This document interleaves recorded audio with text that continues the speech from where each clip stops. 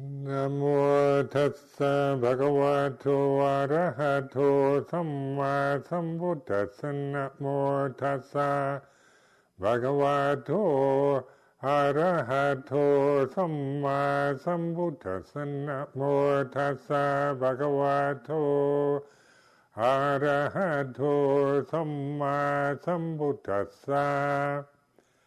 Aparuta de sangamata satavara ye sodavanta bamunchantu satang.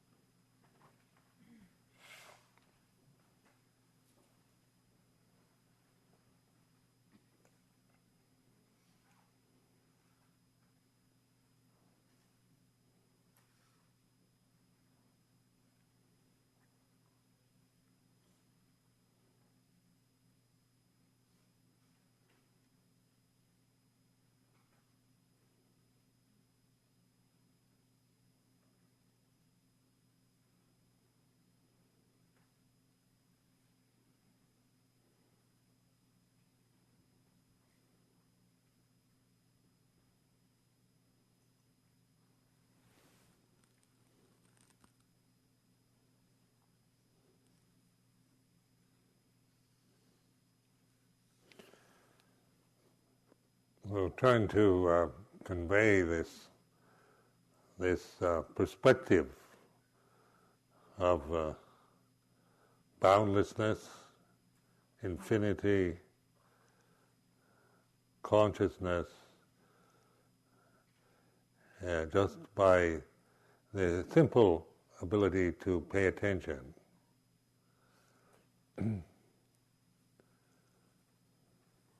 So it's like listening, and but without listening for anything in particular.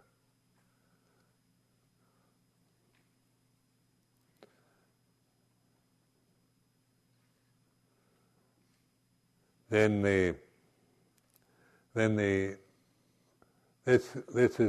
because it is boundless and it contains everything. Everything belongs, and then we can, from there, we have perspective on the particular details of this present moment, such as the body and the breath and the state of mind, the mood of the citta. So this unconditioned then is what I'm doing is I'm starting from this point, from the unconditioned. Then the conditions are in perspective. So I'm pointing to that because the more you think about it, the more confused you'll probably get, because it's not point of thinking or figuring out, but in realization or recognition of it. So when I talk about sound of silence, and this is I found the most useful, skillful means of tuning in on that level of that boundless, unconditioned, where the conditions then can be seen in that perspective, the rising, ceasing. So this relationship of the conditioned to the unconditioned. Now, putting that in the context of the Four Noble Truths, because the Four Noble Truths is the essential teaching, then it's taking suffering, the ordinary experience of dukkha or suffering, recognizing that or understanding it, investigating the causes of suffering leads to the insight of letting go of the causes. So that's dealing with the conditioned realm. When you're the first two noble truths, the third noble truth then is the reality of the unconditioned, or it's called the cessation, nirodha of the conditions.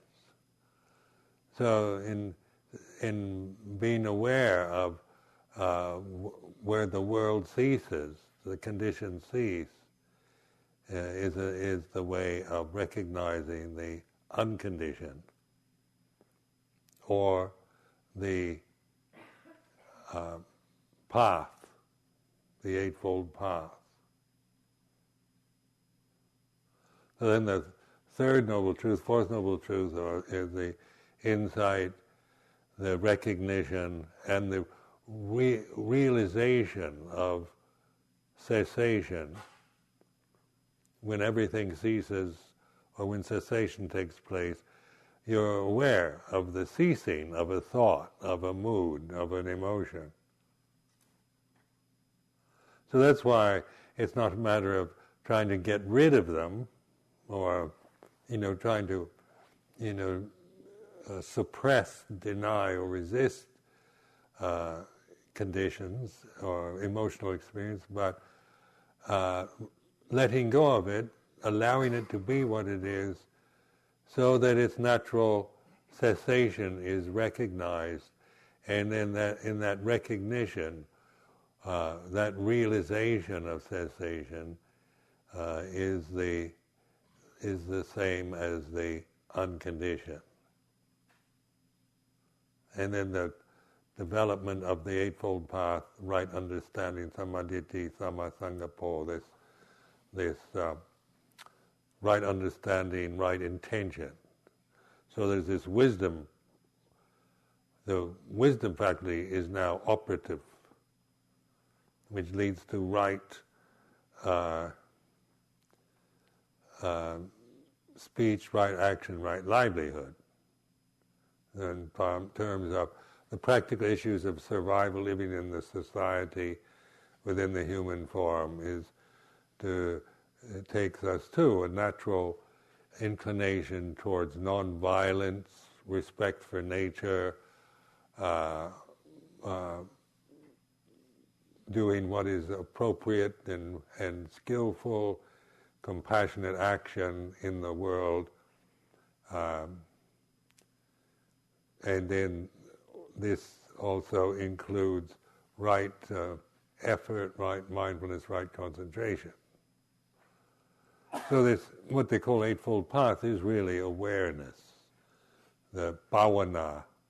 So the third noble truth, the insight, is realization of cessation, and then the insight into the Eightfold Path is developing this, cultivating, or bhavana. So this is what meditation is all about: cultivating, developing. And this also, in the terms that I'm referring to, is developing that confidence, that trust in awareness. Because even the, too much thinking about the Four Noble Truths is not the answer. It's putting them into practice, using them as tools for awareness, of investigation. Now this the Buddha encouraged, investigating, looking into, getting to the root of things. So in there's words like this in Pali that are, encouragements to not just grasp Buddha's ideas and or just expect, wait for some kind of magic to happen, that, a bolt from the blue that enlightens you, but to investigate, look into. The word vipassana, looking into the nature of things, insight. It's not intellectual knowledge. It's jnana dasana, insight, knowing, much more deep and profound. is what they might call gut knowledge, realization.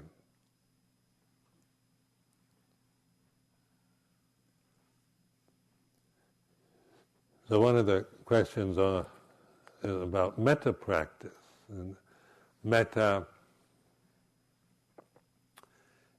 is translated usually as loving kindness in English. Unconditioned, put it into another, a more profound translation is unconditioned love. So, unconditioned love. So, and what do we mean by love? Because this word is used for so many things in English. So, this is where we need to clarify how we're going to use these terms. Because so many words in English we think we understand because it's our native tongue. So I used to think I really understood English because it was my native language and what I was first learned to use. But then I began to think, a lot of my thinking habits and use of English language is habitual. It's not even considered. You just pick up a language and you use it and you think you understand the words, but sometimes the words I would use, I didn't really understand them in any profound way. I just assumed that I did.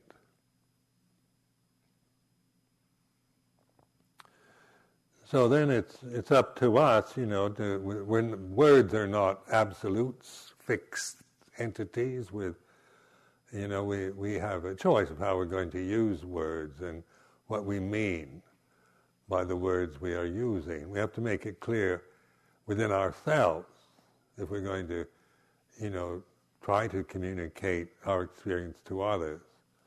So when I use this term, unconditioned love or metta, it doesn't have anything to do with liking anything. It's not like falling in love with somebody or liking something. So sometimes we say we love something, which we really mean we like it. But love, gives it a little more emphasis. We like it a lot.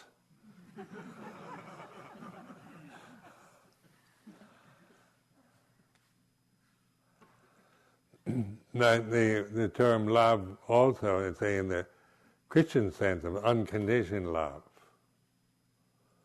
is more how I would define metta. Loving kindness is all right too, but this unconditioned love is acceptance without any conditions. It's not saying, I'll accept you and I'll love you if you behave yourself, or if you do what I say, or if you keep the rules properly and you do not offend me in any way, then I love you. That's conditioned love, isn't it? That means, that if you don't do what I say, then I don't love you anymore. So that's what we call, I think, we call that emotional blackmail.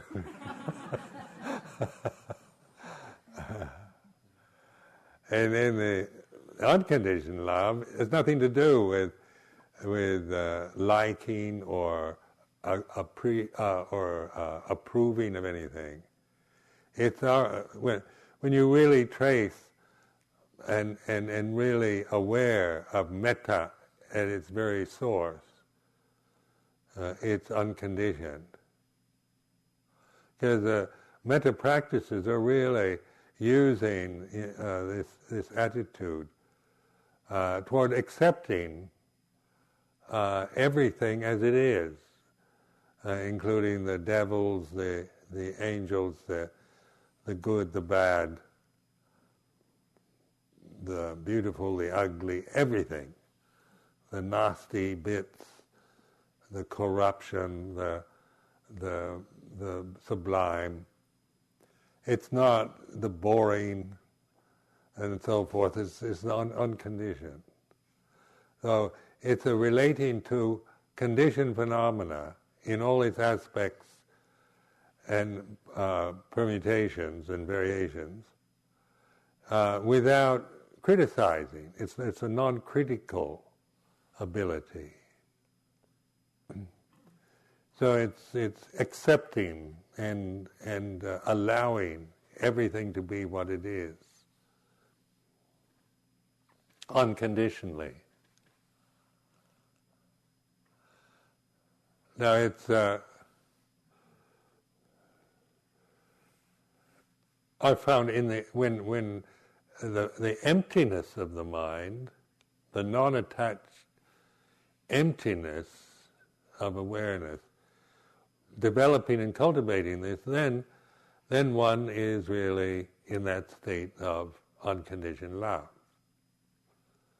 because it's a natural state of being that isn't personal. It's not mine in the sense of I have developed loving kindness or metta practice. I'm just filled with it as a person. It's beyond my personality. Personality also is a part of that. Not to criticize or oneself or one's personal habits, but receiving even the unpleasant, the dark, the bad side of one's psychic makeup with loving kindness. So applying that to oneself, we start with, may I abide in well-being. So this is starting with this being here, and then from there it radiates outward to all sentient beings. Then it radiates, and so it includes all sentient beings, the devils, the Lord of Death, everything. President Bush,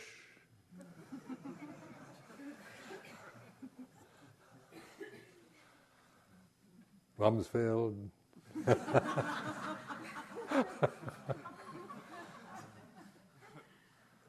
and Tony Blair.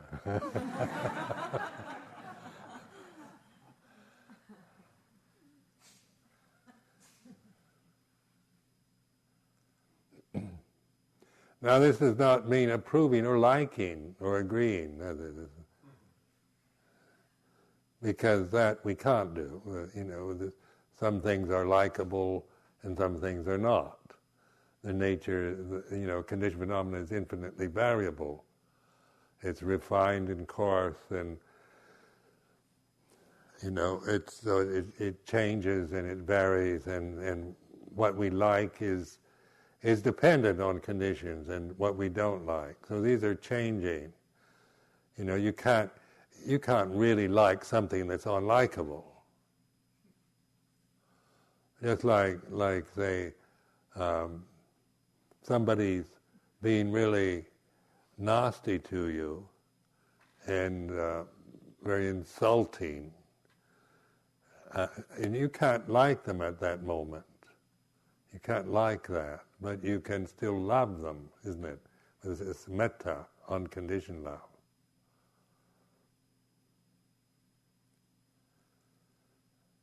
So in one experiment I made years ago, I felt a lot of anger toward a particular monk, and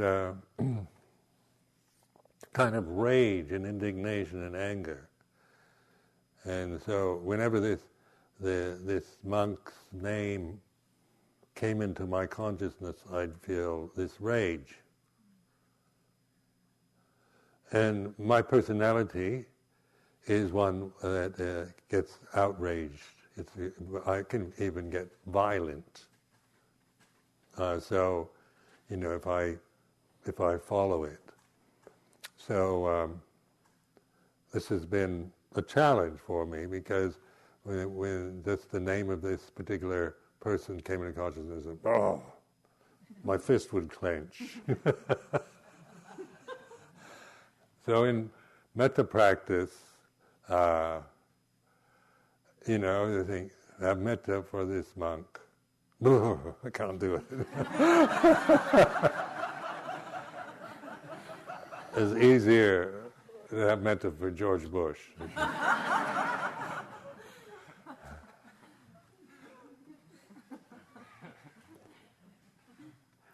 Now, why was this? He goes, this monk is a good monk, too. It's not that he's an evil force in the universe.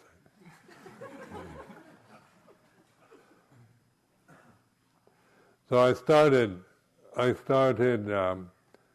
making this conscious, my anger and my rage conscious. So I started writing it out in one of these notebooks with lines, and just writing out in each line my anger, resentment, rage. And I filled up about 3 pages of vitriolic, scurrilous language. I wasn't editing or trying to be politically correct in any way, and just let it flow out. But the intention was not, to harm, but to make conscious this rage. So it's like having this metta acceptance of this emotion. You see what I mean? I couldn't, just from the ideal level of having metta for somebody that only brought up rage. So it doesn't, you can't, there's no way I could convince myself on that level of just sentimentality and idealism. I had to work it. I had to have the metta for the rage, for the anger. So I wrote it out quite intentionally, deliberately, until I came to a point where nothing manifested. I bring this person's name into consciousness, and there would be no rage. There's nothing. And I try, think, one more nasty thing to say about this person. I couldn't. It's completely gone. Because in writing it out somehow, it did make it very conscious. And at that time, and then I accepted this. Rather, I wasn't trying to be the perfect monk filled with loving kindness towards all sentient beings. I was, where, say, when it's coming from the self view, when metta is merely sentimentality, isn't it nice to love everybody and be kind? It can be very superficial and not go very deep. So getting to the root of it, having metta for this anger, this rage, this nastiness in me, by accepting it, by writing it out, and not criticizing or feeling guilty or anything, but just writing it out in order to let it go. So this has made the rage, the anger very conscious. And then it reached a point where there's nothing more. And in that emptiness, where there was no more rage, nothing left, and the image of this monk came into consciousness, then there was love, metta, for this monk. So I thought, this is wonderful, underlying all that bitterness and anger is love, it's just, it's not, it was, if I just looked at it superficially, I think it's impossible to have metta for this monk. Because on that level of thought and ideas, sentiments, if I hadn't accepted, I hadn't dealt with, I hadn't allowed this rage to be fully accepted in consciousness. And so then the having metta for this anger seemed to resolve the anger. It completely vanished. And then what's left when there's no more anger is metta. That's what I call, that's real unconditioned love. So just notice on the intellectual level, it's all ideals. We have this sense of how things should be. We should be kind to everybody and have compassion, and a good monk should be unselfish, shouldn't get angry, should forgive, shouldn't hold grudges, shouldn't be jealous. A proper monk, a really good Buddhist monk, should be like this. And when they're not, then they're not good Buddhist monks, bad monks.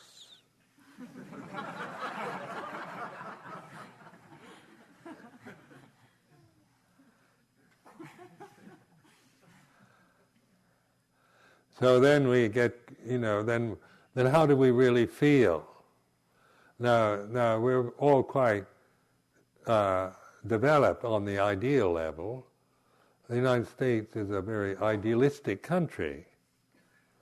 So we're brought up to hold high-minded ideals. So this is not a problem. We all know how everything should be, don't we? We all know how Spirit Rock should be. And how Amaravati should be, and Theravada Buddhism should be. So that's not a problem. But then on the emotional level, the way it is, what's happening there? How do we really feel? Because, as I've been saying, the ideals are not sensitive. They're perfect, they're beautiful, but they're in themselves, they don't feel anything. They're unfeeling. When we attach to ideals, we become insensitive. We become critical of others, of ourselves, of the society, of the things that we love even. We become critical because we're always measuring the way things are with the ideal of how it should be. So in metta practice, we're not coming from ideals anymore, but from the way things are. For example, the anger and rage towards this monk. That's not my ideal for being a monk. My ideal is not to be angry, not to feel this rage towards anybody. That's the ideal. But the emotional reality of that moment was, this is what's happening. This is the feeling. So the name of this particular monk, this name comes into consciousness and this rage starts operating. Then, from my ideal position, I can say, I shouldn't feel this. I should forgive and understand and be kind, and the poor fellow, he does have his problems, and I should be more understanding, and I can go on like that too, because I know how I should feel. But how I really feel is like this. And so that's what I was writing out on this, on these sheets of paper. Not the ideal, but trying to make fully conscious the actual putting into words this anger and rage. Until, and it was quite a wonderful insight, until it was completely finished, because at that point, I couldn't actually conceive of anything more to write. It was a real insight. There was nothing more because it was completely resolved at that moment. And what was left was sound of silence, emptiness. And then I thought to myself, what does this silence say to this monk? What is this silence? If it could speak, what would it say? And it says, I love you. Simple as that. It's the only thing it knows how to say. Unconditionally. So this is an experiment just from my own attempts at understanding and developing metta practice. So in this term of unconditioned love, loving kindness, love in general, this is quite a powerful word in the English language, even though it's used for all kinds of silly things as well. And it's not to be despised or ignored. It's to be, what do you really mean when you use that word? What does it really mean? Or can you decide how you want to use it? I feel I can decide how I'm going to use words. And this is what I'm doing. So metta then is our ability to to receive life in all its infinite varieties and extremities with this unconditioned acceptance, uncriticalness. It's discerning. It's not a kind of fuzzy feeling feeling of just not noticing the badness or the nastiness of anything, but it's not making it into a problem. It's not dwelling on what's wrong or on what's evil or bad. It's not getting stuck into that and then operating from how horrible something is. So metta then is what is at the basis of consciousness. When we're fully aware and conscious, our nature is that. As human beings, we are capable of unconditioned love, and then karuna, compassion for the suffering of all sentient beings, and mudita, the joy of the beauty of the world that we're living in, and the equanimity, upekkha. So these are the Brahma Viharas, the fourth sublime states, that they come from the empty mind. They're not personal qualities that I can claim as some kind of personal ability I have. If I do that, don't believe it. I'm just filled with metta, karuna, mudita, upekkha as a person. But if I let go of the person, the sakya ditti, then these are natural responses. These are spontaneous responses to particular situations. So they're called the pure abodes because they come from the purity of our consciousness, from consciousness itself. They're not tainted with me and mine and conditionality of any sort. They're spontaneous from that unconditioned reality. So that's why in meditation we're stepping out of the way, like Ajahn Sumedho steps out of the way and allows the free flow rather than always getting in the way, trying to interfere with the flow of consciousness. Like a personal, if I attach myself, if I operate from my personality and my cultural conditioning and my prejudices and habits and emotional habits and so forth, then I'm always interfering with life. And then me projecting and causing, distorting reality in whatever I'm doing, whoever I'm with. So that's why it is difficult in relationships and in societies and families and so forth to get along with each other, because most people are coming from personal agendas, and so they're in conflict with each other. And so we have to use, dominate somebody or threaten them or bully them or, blackmail them or just what they call dysfunction habits of just trying to kind of ignore certain problems and survive, just survival in the society, in the family, in a relationship. We can just live on that level of just trying to survive in some way, because that's probably the best we can do on the personal level. But when we transcend the personal, then the personal is no longer the main issue.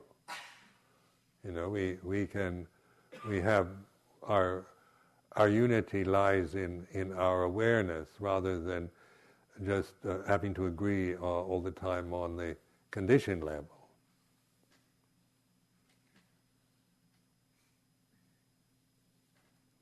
So this is a development of the human consciousness. This is the potential we all have as human beings for realization, for enlightenment.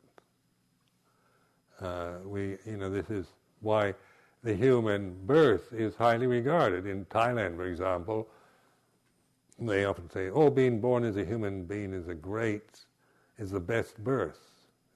It's highly valued. And when I first heard this, I thought, it's a curse.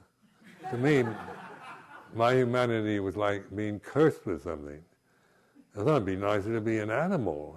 At least you don't have all this complexity of guilt and remorse and self-aversion. At least I would assume that dogs and cats don't have that.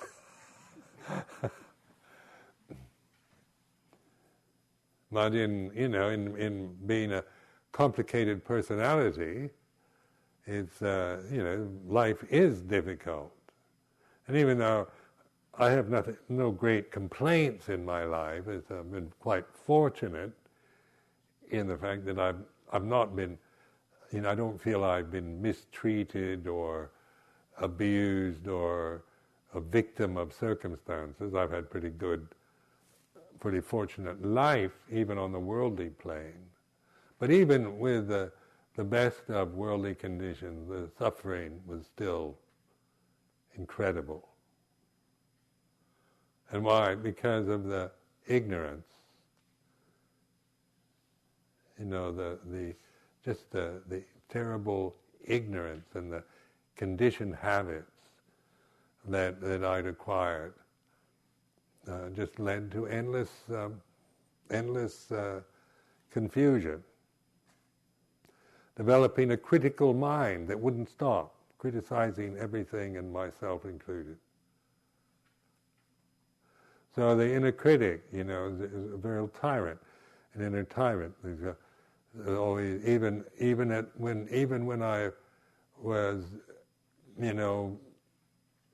doing well, even when I would win prizes or receive accolades, the inner tyrant would say, "You don't really deserve it. You really, somebody." It would never let me feel good about anything.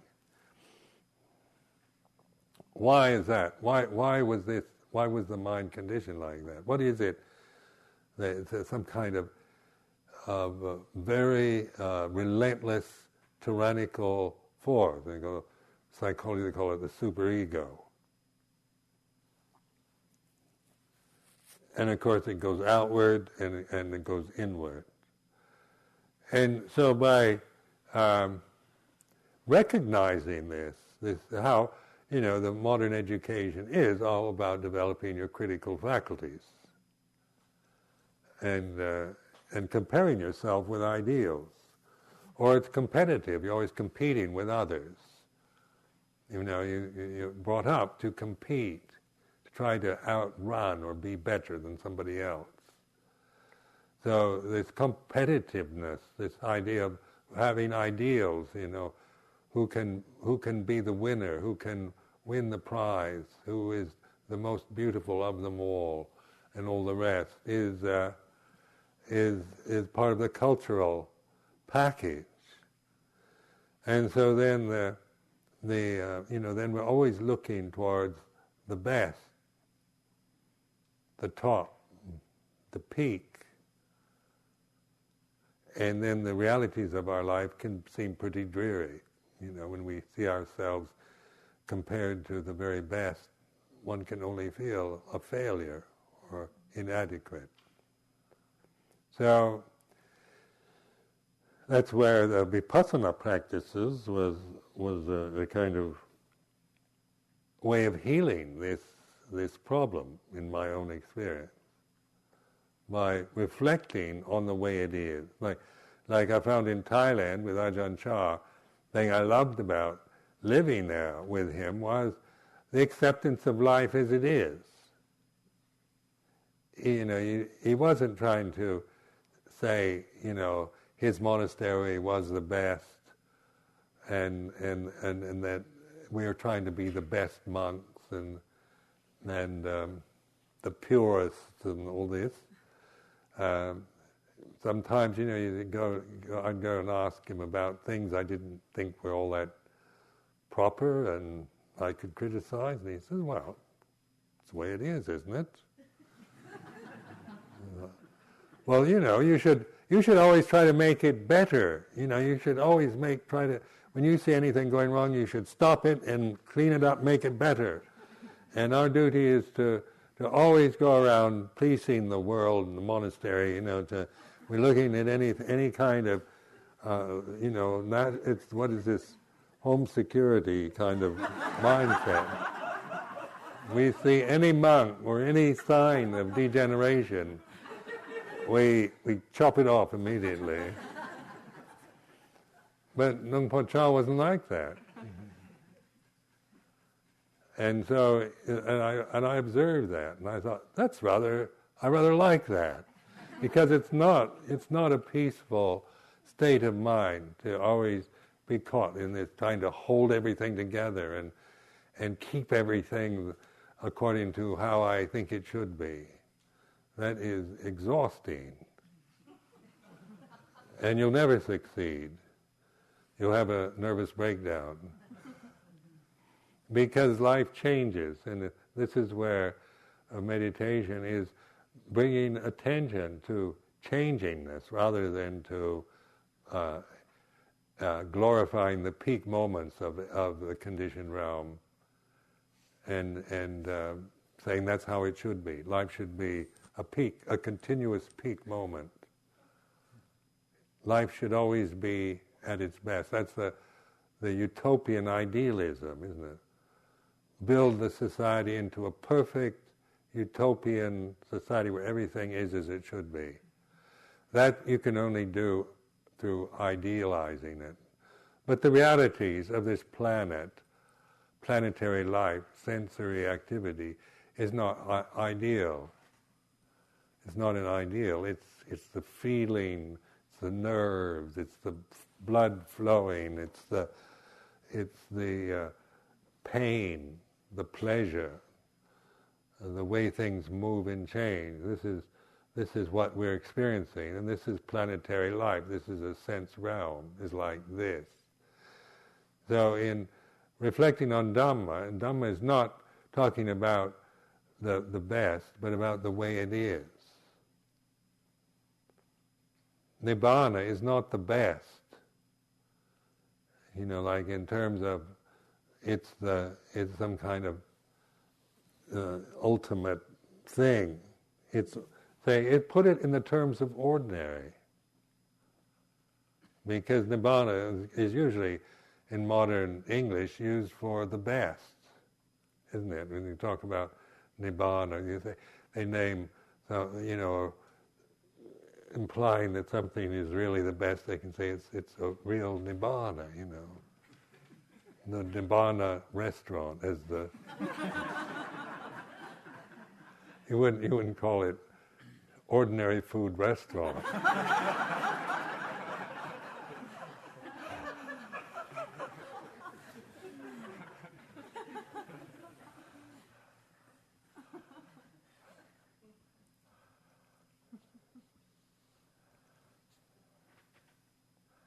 Or you probably perfume, they'll probably name some kind of fragrance, nibbana. There'd probably be some extreme kind of scent. It wouldn't be just ordinary kind of scentless perfume.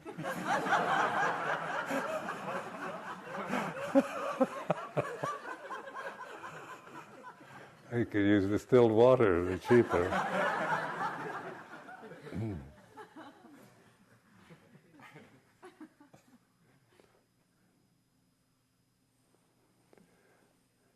So ordinariness then is this is in awareness. Awareness isn't extreme. It's not like samadhi, not like jhanas, where you absorb into states that are extreme. So it's not that. It's not refined.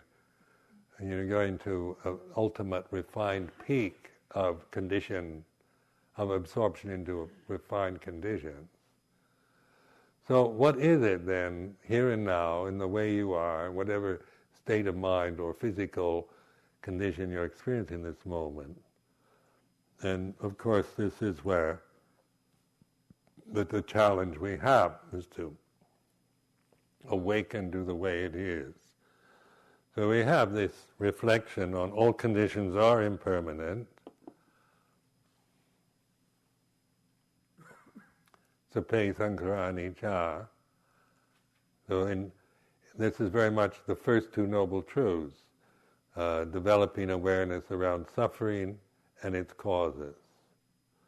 So in first two noble truths, the dukkha, the suffering, understanding it, having the insight, really recognizing, admitting, noticing, fully conscious of this unsatisfactoriness, and then the causes of it, the second noble truth, the three kinds of desire, attachment to those out of ignorance is the cause. So then the insight is to let go of the causes.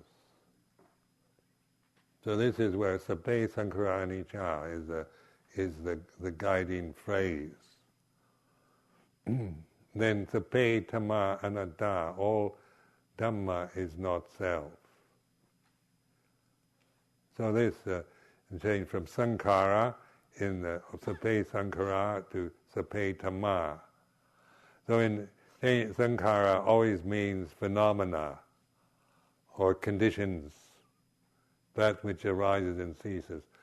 Dhamma is the deathless.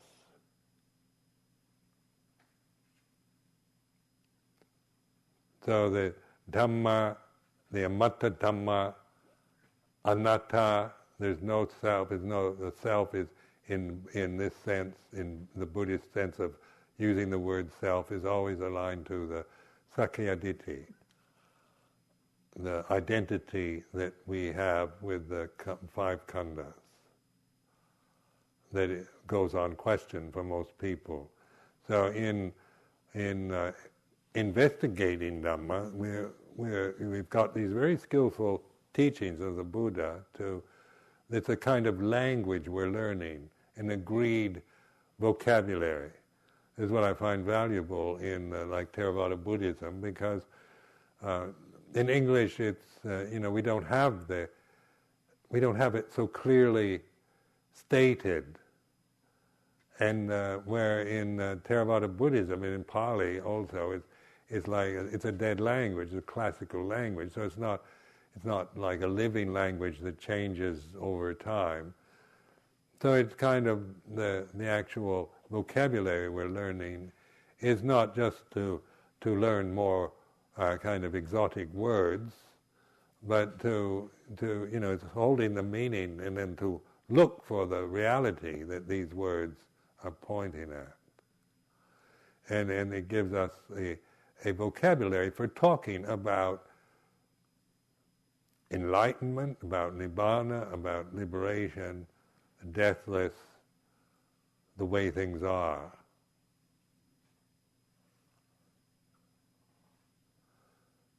But it is a convention in itself, so it's not to be clung to. It's for our use.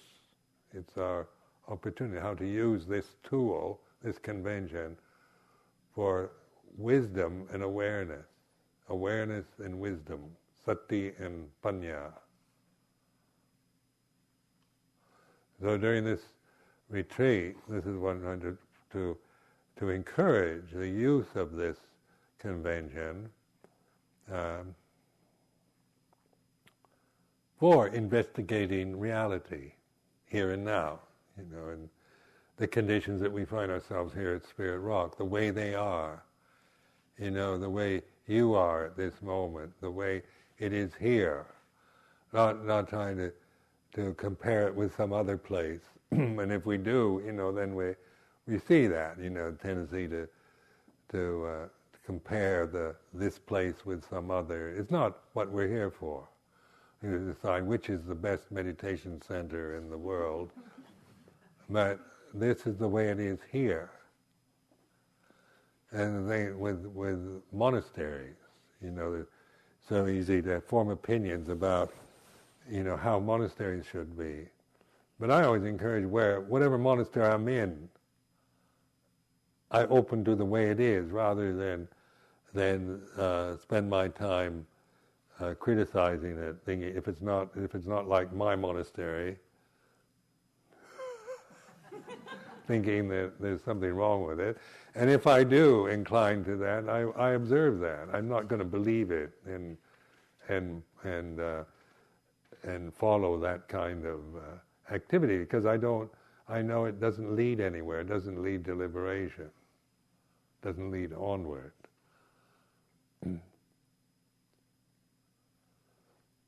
So in whatever monastery I'm in, this is the way it is. I observe, I discern, I notice.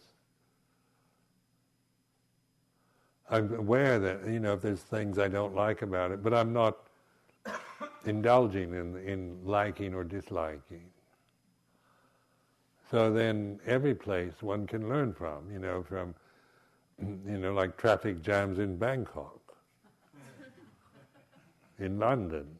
I suppose there's traffic jams in San Francisco. In Marin County, I'm sure there's traffic jams. The opportunity, like Bangkok, is famous for its traffic jams. So Thais ask me about practice. I say, you got a really good situation here in Bangkok, because you get stalled in traffic for sometimes hours. Good chance to observe Dhamma. Listen to the sound of silence. I don't know whether they do or not, but it's seeing things as opportunities rather than just being frustrated by obstructions and difficulties in the world that we experience. And so it's like learning to use the flow of your life, any kind of illness, disease you have, or disabilities. These are not obstructions to enlightenment. These are, unless you determine that they're going to be, then you're creating that into an obstruction. It's not an obstruction in itself.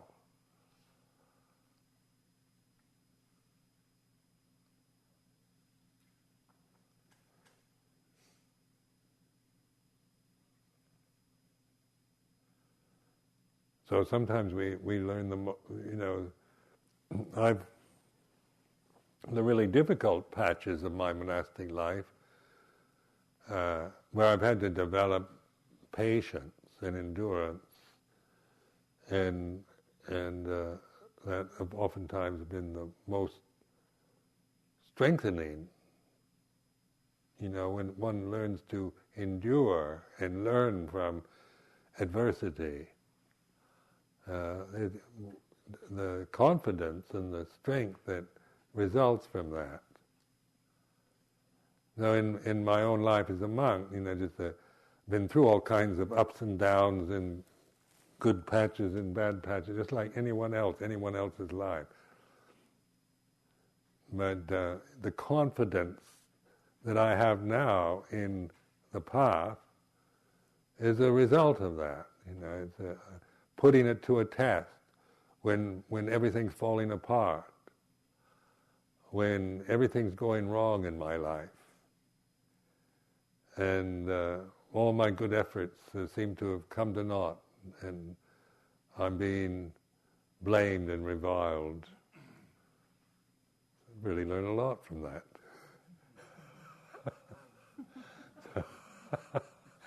Because I'm willing to use that, and then that, because I don't, this is what I most dread personally, is criticism and failure as a person. So when that sense of failure arises and I'm being criticized and blamed, this brings up strong emotions. And then I see that as a challenge, as an opportunity for awareness. So in this practice of sound of silence, I can receive my anguish, despair, and anger. I can allow it to manifest and be what it is, and let it go. And of course, all conditions that arise cease. So everything, the world ends, the conditions cease, and the result of that is peacefulness, happiness, that isn't dependent on things going my way and everything being what I like. It's not the kind of happiness that you have when you people praise you and obey you and do what you like. Because that kind of happiness is short-lived. It doesn't, you can't depend on it.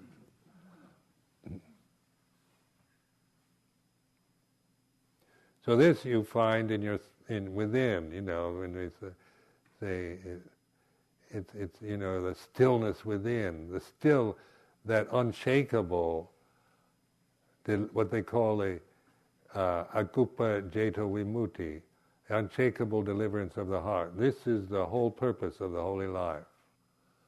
This is what we're here for, to realize this aguppa jeto vimutti, the unshakable deliverance of the heart. So that unshakableness is through sati sampajanya, not through thinking. Thinking makes you shake. The more you think, the more you'll worry. And so if you're just caught in the wandering mind and the thinking mind, then you're shaking all the time, doubting, uncertain, worried, anxious about this and that, about the future. But as you no longer abide in that shakingness and that thinking and identity with the five khandhas, then you find your strength in the awareness, because that awareness is unshakable. Once you cultivate it, it is always the refuge that is available at any time, whatever's happening, in whatever state you find yourself in. So in terms of like great despair, several times in the monastic life, of feeling great despair with myself in monastic life, where you feel a sense of being disillusioned and disappointed, despairing, and then with that, by recognizing that and trusting in the awareness of it, but you have to determine to develop this, to cultivate this in daily life. So this is what. So that's why I see these as opportunities or challenges for cultivation. So the misfortunes of life present opportunities for us to cultivate. As well as ordinary life. Sometimes just the humdrum life, everyday life can really be boring, and we can get very perfunctory and just heedless because of the ordinariness of our lives. So it takes this determination to really observe this, just mechanical living, habitual living that we do. We can easily just get caught in just following the momentum of habit.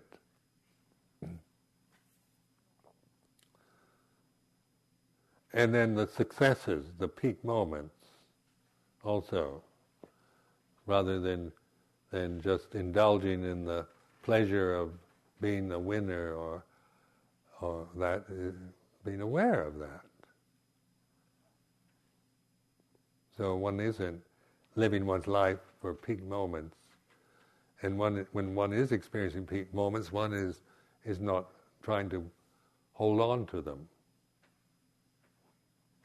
anymore. So they are what they are, and they cease. And we can appreciate the peak moment without attaching to it, without demanding that we hold on to it or recreate it.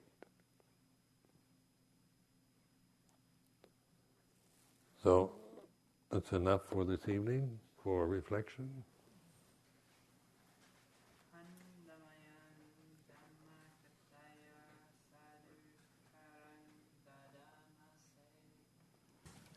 We'll do the sharing of blessings in Pali.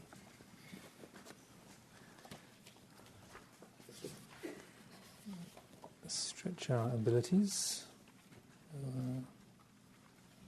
Page 27.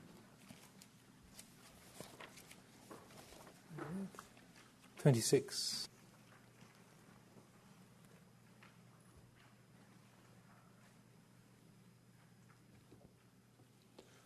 Andamayang utisanati tanakatayo manamase.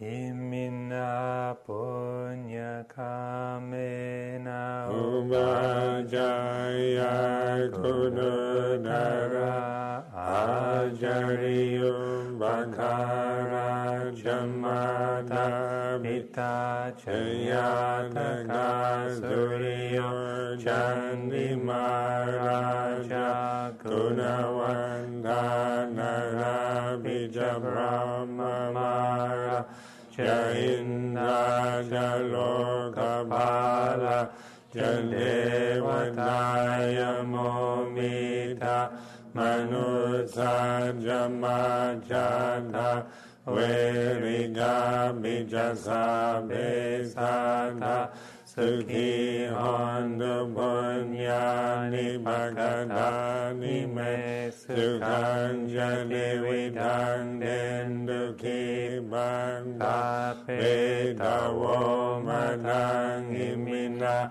punyagamena imina Udisena jakibahang Surabhejevananubhadana Chedanang yesandane Inadhammayavanibbana Doma magna sandu sabada Yevaya dajato bhave bhave Uchachidang satibanya sale Koviriyamina mara Labandu noga sangha Tunja viriye sume bodhani Pavaronato dhamonato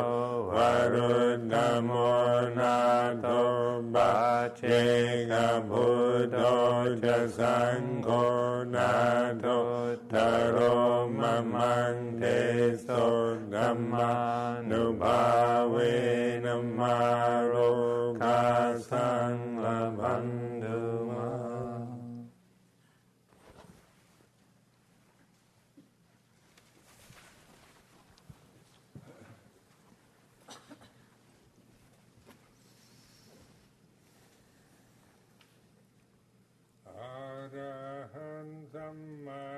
Sambuddho Bhagava Buddhang Bhagavantang Abhivademi.